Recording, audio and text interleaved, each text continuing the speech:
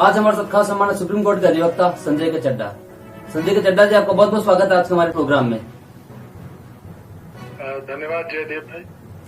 संजय जी, आपसे मेरा पहला सवाल है कि पीएम की सुरक्षा में जो चूक हुई, ये रेयर ऑफ द रेयरेस्ट मामला है, इसमें कोई दो राय नहीं है।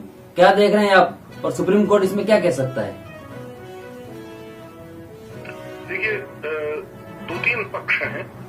निश्चित तौर पे कल ये जब सुप्रीम कोर्ट के समक्ष था मैटर, तब सुप्रीम कोर्ट में गहरी चिंता दिखाई थी कि ये एक बड़ा गंभीर मसला है। तुषार मेहता जी के शब्द आपने लिए, rarest of the rare case. जी हाँ, एक्सेप्शनल केस। एक चीज और कही थी कि अंतर्राष्ट्रीय स्तर पे हमारी जो देश की गरिमा है, जो साख है, उस पे भी बहुत बड़ा प्रश्न चिन्ह लगता है अगर ये किसी भी तरीके से कोई गलत चीज समक्ष आती है इंक्वायरी के बाद। तो पृष्ठभूमि यही है।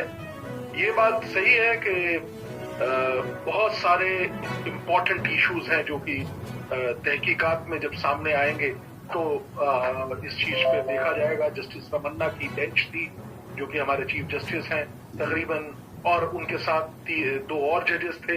उन्होंने इस चीज को गंभीरता से लिया, पहली चीज।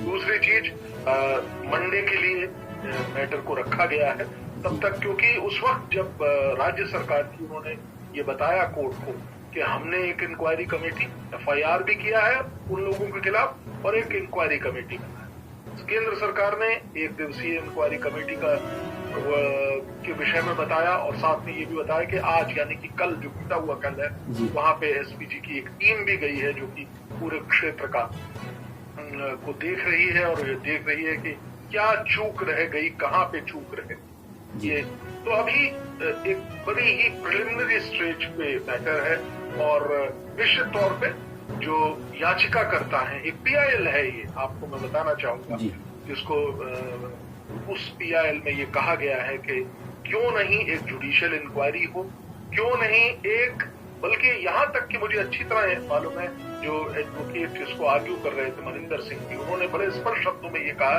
कि इसमें बहुत बड़ी आवश्यकता है कि सुप्रीम कोर्ट की इंटरवेंशन हो और सुप्रीम कोर्ट ले डाउन करे कि क्या नियमावली होनी चाहिए। एक बीच में एक और चीज पे बहुत गहन चर्चा की बात भी हुई, वो है जिसे हम लोग कहते हैं ब्लू बुक।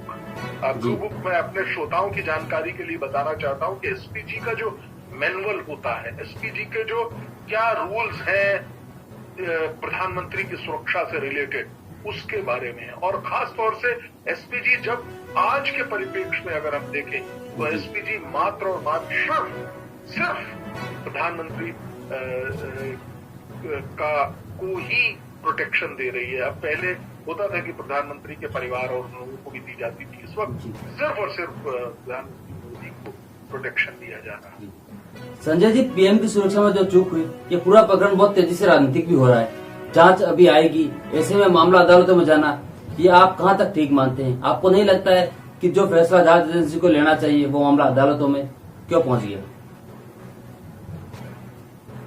ये एक बड़ा गंभीर प्रश्न है और अगर आप मुझसे राय पूछें, मुझे नहीं ये जो मुझे जितना ज्ञान है छोटा सा, उसमें मैं ये कहना चाहता हूं बहुत स्पष्ट शब्दों में कि इस पर्टिकुलर चीज को सुप्रीम कोर्ट के समक्ष नहीं आना चाहिए। सुप्रीम कोर्ट का किस लिए सुप्रीम कोर्ट स्टेब्लिश्ड है?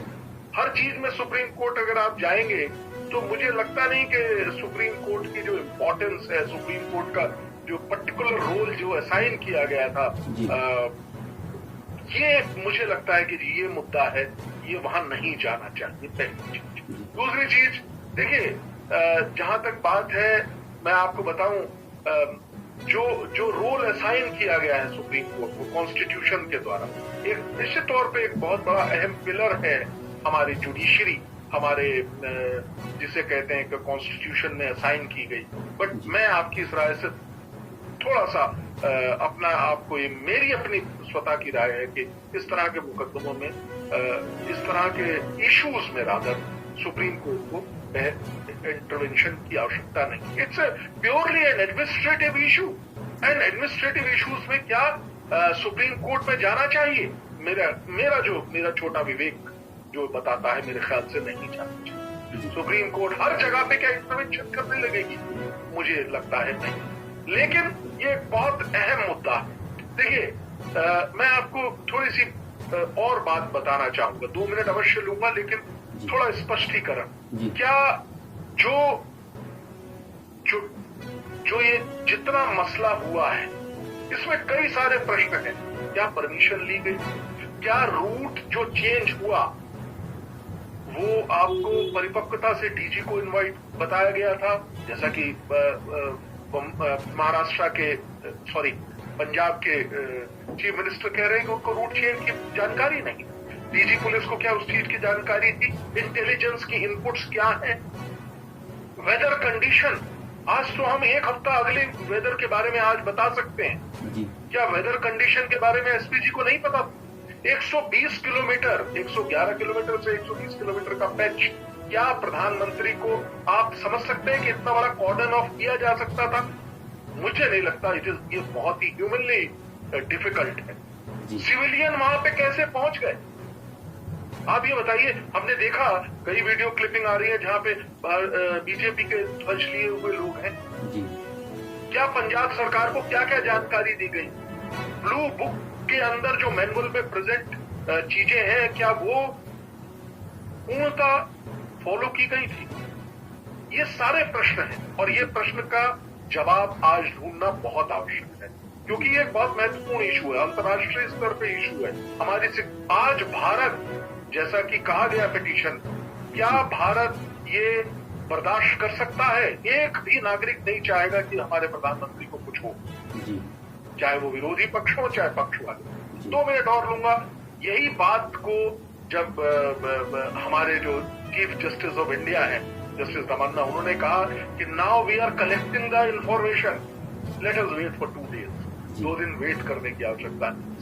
अच्छा, एक चीज बहुत इंपॉर्टेंट है, क्योंकि ब्लू बुक के रूल्स के हिसाब से जितने भी जो रिकॉर्ड ऑफ सिक्योरिटी हैं वो सब के सब बहुत परिपक्व तरीके से रखे जाते हैं जब प्रधानमंत्री की विजिट होती है। मेरे काफी उच्च स्तर के अधिकारियों से भी मेरी बात हुई, पर्सनल लेवल पे मेरी बात हुई। उन्होंने कहा एक एक चीज का मूवमेंट का रिकॉर्ड रखा जाता है, इवन वीडियोग्राफी भी होती है, और हर चीज की प्राइम मिनिस्टर ऑफिस और एसपीजी को इन्फॉर्मेशन। इस परिप्रेक्ष्य में, इस पृष्ठभूमि में अब जो हमारी सुप्रीम कोर्ट है उसने रिकॉर्ड को कलेक्ट करने के लिए ये 2 दिन का जो समय दिया है, ये बड़ा अहम है। अगर इस मुद्दे पे अब क्योंकि ये पूरे राष्ट्र में आज इस मुद्दे पे चर्चा है, इस मुद्दे का, और जो जैसा आपने कहा पॉलिटिसाइजेशन, मेरा ख्याल है पॉलिटिसाइजेशन गलत हुआ है, चाहे वो दोनों पक्षों के लिए।